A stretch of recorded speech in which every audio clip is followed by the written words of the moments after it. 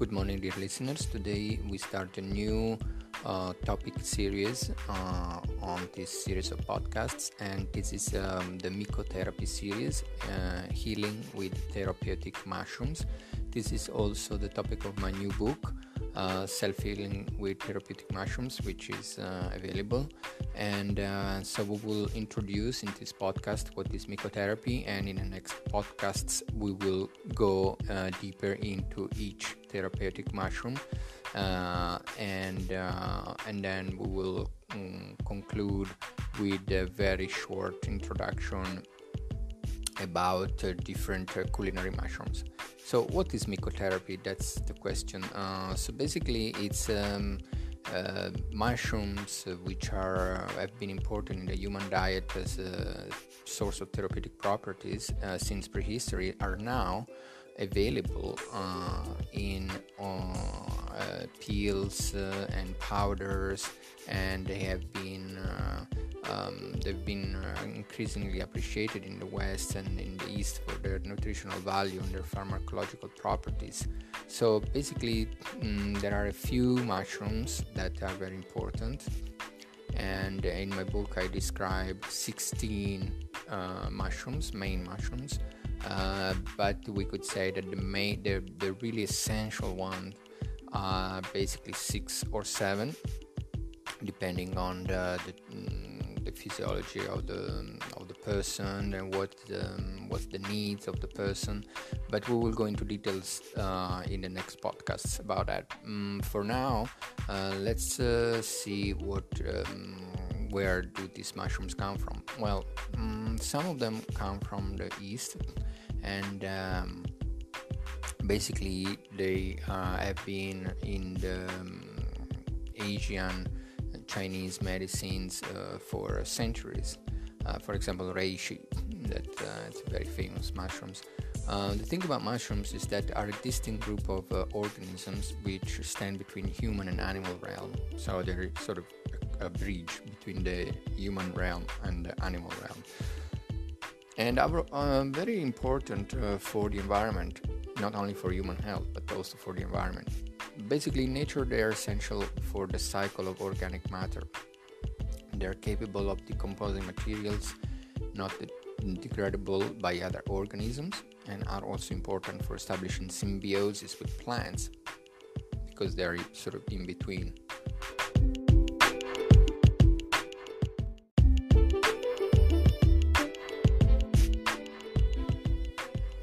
Now, some of the isolated and identified substances that come from therapeutic mushrooms have shown to hold quite promising properties. Some of these properties can be immunomodulatory, so they modulate the immune system if it's unbalanced.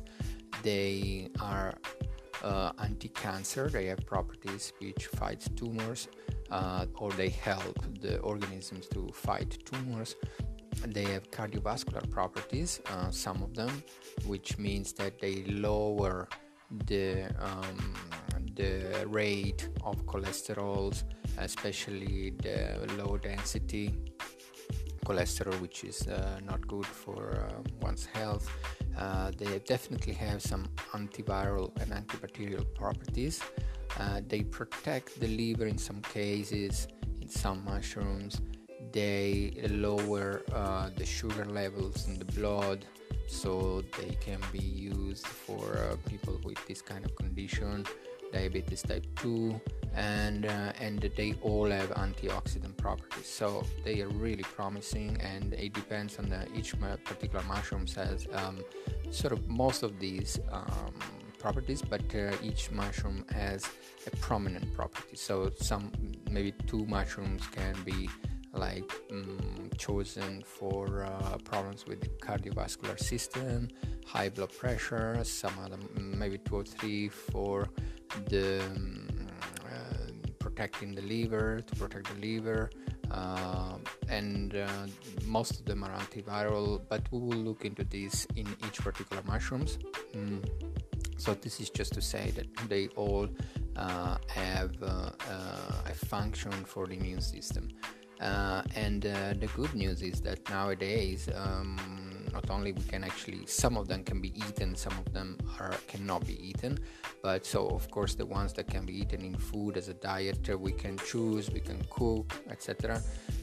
Some of them we just have to use as powders, capsules, pills, which are available on the market, and these can be supplements to the diet. And so these mushrooms can be used in the prevention and the treatment of various health conditions, and especially for lifestyle stress, are recommended for active people, athletes, for elderly people especially, and also for people with specific health, general and specific health issues. So nowadays, of course, many are already used. Many people know about mushrooms, so this is not something new, because they've been around and other books have been written. But this book that I wrote is a kind of essential compendium. So it's not very long, and basically it's very easy to find which mushrooms can we add to our diet.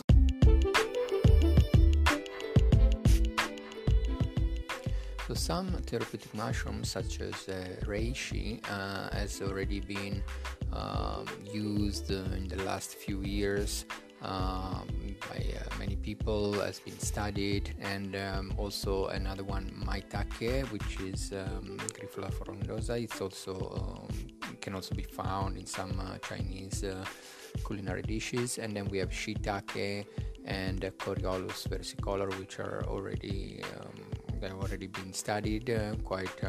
These mushrooms are potent inducer or triggers of messenger molecules such as cytokines. We already spoken about cytokines in my previous podcasts, and also interferons and growth factors.